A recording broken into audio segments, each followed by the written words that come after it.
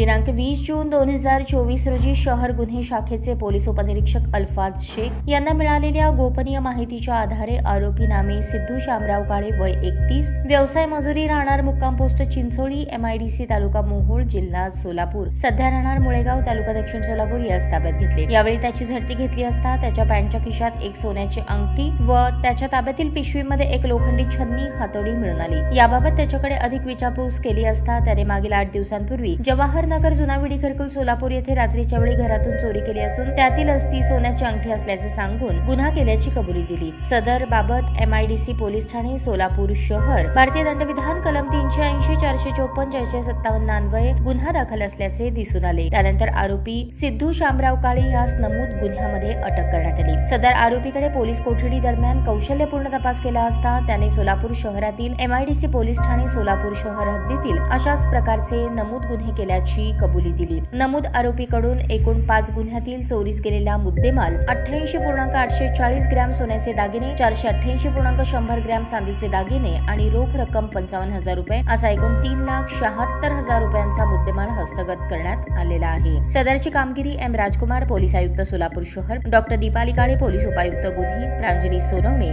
सहाय्यक पोलीस आयुक्त गुन्हे, सुनील दोरगे, वरिष्ठ पोलीस निरीक्षक गुन्हे शाखा यांच्या मार्गदर्शनाखाली पोलीस उपनिरीक्षक अल्फाज शेख, पोलीस अंमलदार बापू साठे, भारत पाटील, सुभाष मुंडे, सैफन सय्यद, वसीम शेख, अंकुश भोसले, शैलेश बुगड, अभिजित दायगुडे, धीरज सातपुते, चालक पोलीस अंमलदार बाळासाहेब काळे, अनिकेत खत्री, महिला पोलीस अंमलदार सुमित्रा बारबोले, ज्योती लंगोटे, अर्चना स्वामी, निलोफर तांबोळी, सायबर पोलीस ठाण्याचे मच्छिंद्र राठोड, प्रकाश गायकवाड यांनी केली आहे। ताज्या बातम्या पाहण्यासाठी प्राईम महाराष्ट्र न्यूज चॅनलला सबस्क्राईब करा।